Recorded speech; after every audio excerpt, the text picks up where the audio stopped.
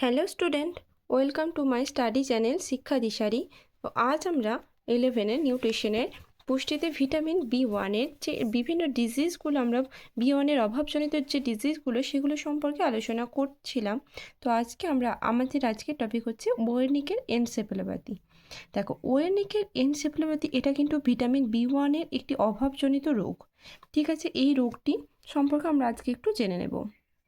প্রথমে কি আছে দেখো, প্রয়োজন মতো থায়ামিন গ্রহণ না করে অধিক গ্লুকোজ গ্রহণের ফলে, অধিক মদ্যপানের ফলে এই রোগ হয়। তাহলে ওয়ের্নিকের এনসেফ্যালোপ্যাথি এই রোগটি কেন হচ্ছে? যদি থায়ামিনটা কোন ভিটামিনের রাসায়নিক নাম? ভিটামিন বি1-এর রাসায়নিক নাম কিন্তু থায়ামিন। যদি থায়ামিন গ্রহণ না করা হয় এবং অধিক গ্লুকোজ গ্রহণ করা হয় এবং যদি অধিক মদ্যপান করা হয়, তাহলে কিন্তু এই রোগটি দেখা দেয়। এই রোগের লক্ষণগুলো একটু দেখে নিই। দেখো, এই রোগে প্রথম বমি শুরু হয়। এই রোগে কী হয়? প্রথমেই বমি দেখা যায়, তারপর তারারন্ধ্র ছোট হয়ে যায়। আমাদের যে চোখের যে তারারন্ধ্র সেটা কিন্তু ছোট হয়ে যায়। তারপর দেখো, অনেক সময় দ্বিনেত্র দৃষ্টি দেখা যায়। দ্বিনেত্র দৃষ্টি মানে অনেক সময় কি হয়? ডাবল ভিশন দেখা যায়, মানে একসাথে আমরা দুটো জিনিসকে দেখতে পাই, সেটা কিন্তু দেখা যায়। তারপরে হাঁটতে অসুবিধা হয়। হাঁটতে অসুবিধা হচ্ছে মানসিক ভারসাম্য ধীরে ধীরে বিঘ্নিত হয়। তাহলে এই ডিজিজগুলো, এই যে লক্ষণগুলো, এগুলো কিন্তু দেখা যায় ওয়ের্নিকের এনসেফ্যালোপ্যাথি এই রোগটাতেই। এটা কিসের জন্য হচ্ছে? ভিটামিন বি1 যদি গ্রহণ ঠিকঠাক না করা হয় এবং যদি গ্লুকোজ গ্রহণ করা হয়। আর কি হতে পারে? যদি কেউ অত্যধিক মদ্যপান করে, তাহলেও কিন্তু এই রোগটি হতে পারে। ঠিক আছে, এরপর আমরা এতক্ষণ পর্যন্ত আমরা কিন্তু পড়লাম যে ভিটামিন বি1-এর যে অভাবজনিত ডিজিজ। আমি কিন্তু আগের ভিডিওতে অলরেডি ভিটামিন বি1-এর যে অভাবজনিত ডিজিজ, যে বেরিবেরির বিভিন্ন টাইপগুলো সম্পর্কে বলে দিয়েছি। তো আজকে আমাদের এর পরের টপিক হচ্ছে আধিক্যজনিত ফল। তাহলে ভিটামিন বি1 যদি আমরা বেশি গ্রহণ করি, তখন কী রোগ হতে পারে? দেখো, ভিটামিন বি1 প্যারালাইসিস বা পক্ষাঘাত, অস্থিরতা, খিঁচুনি এবং শ্বাসযন্ত্রের সমস্যা দেখা দিতে পারে যদি আমরা অধিক গ্রহণ করি। ঠিক আছে, এরপর দেখো, থায়ামিন মূলত কি বেরি প্রতিরোধক ভিটামিন, তবে এটা স্নায়ুতন্ত্রের ক্ষয় এবং দুর্বলতা প্রতিরোধ করে বলে ভিটামিন বি1কে অ্যান্টি নিউরাইটিক ভিটামিন বলা হয়। তাহলে যদি কোশ্চেন আসে যে অ্যান্টি নিউরাইটিক ভিটামিন কোন ভিটামিনকে বলা হয়, তাহলে কিন্তু হবে থায়ামিন। কেন বলা হচ্ছে? তো মূলত বেরি প্রতিরোধক ভিটামিন এটি, তবে এটা কিন্তু স্নায়ুতন্ত্রের ক্ষয় এবং দুর্বলতা প্রতিরোধ করে, তাই জন্য ভিটামিন বি1কে বলা হচ্ছে অ্যান্টি নিউরাইটিক ভিটামিন। মনে থাকবে। এরপর দেখো, থায়ামিনের যে দৈনিক চাহিদা সেটা আমরা একটু জেনে নিই। প্রথমে কি আছে দেখো, পুরুষের আমরা প্রত্যেকটারই, পুরুষ এবং মহিলার, তাদের কি হয়? তাদের কাজের ধরন অনুযায়ী আমরা তাদের রিকোয়ারমেন্টগুলো করে থাকি। যদি প্রোটিন, ক্যালোরি, কার্বোহাইড্রেট, ফ্যাট সব কিছুই বলি, সব কিছু কিন্তু নির্ভর করে তাদের যে পরিশ্রম বা কাজ, সেই কাজের ধরন অনুযায়ী। তাহলে দেখো, পুরুষের মধ্যে 3টে ভাগ। একটা হচ্ছে স্বল্প পরিশ্রমী, মাঝারি পরিশ্রমী ও অতি পরিশ্রমী। তাহলে স্বল্প পরিশ্রমী হচ্ছে কত? 1.2 মিলিগ্রাম পার ডে। তাহলে এটা কিন্তু মিলিগ্রামে হবে পার ডে।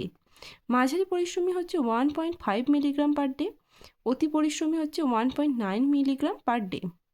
এরপর দেখো, মহিলা কিন্তু স্বল্প পরিশ্রমী 1.1 মিলিগ্রাম পার ডে, মাঝারি পরিশ্রমী 1.4 মিলিগ্রাম পার ডে এবং অতি পরিশ্রমী 1.8 মিলিগ্রাম পার ডে।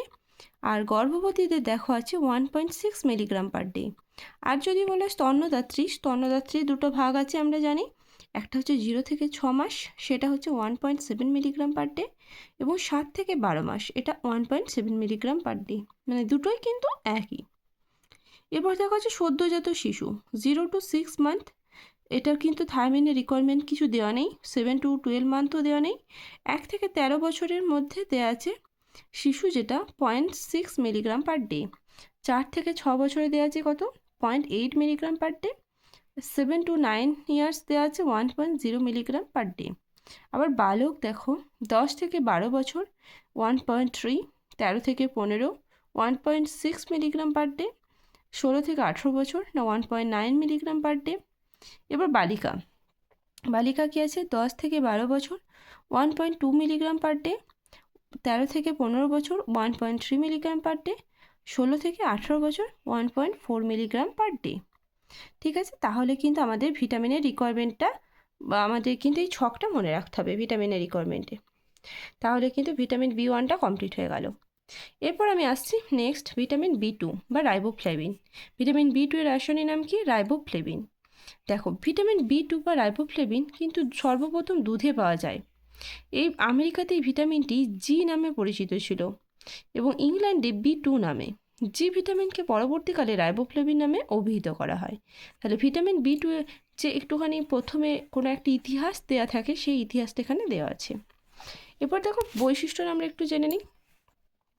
এটি কমলা হলুদ কেলাস, এটি জলে দ্রবণীয়, স্নেহ পদার্থে অদ্রবণীয়, এটি তাপ সহনশীল, সাধারণ রান্নায় এই ভিটামিন নষ্ট হয় না, আলোর উপস্থিতিতে এই ভিটামিন বিশ্লিষ্ট হয় এবং লুমিফ্লেভিন যৌগ গঠিত হয়। খাদ্য সামগ্রীকে জলে ভিজিয়ে রাখলে এবং খাদ্যে খাবার সোডা ব্যবহার করলে এই ভিটামিনটা নষ্ট হয়ে যায়।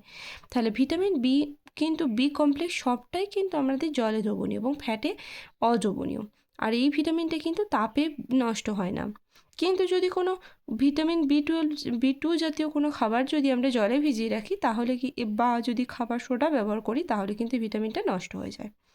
ওকে, এরপর দেখো রাসায়নিক গঠন দেওয়া আছে।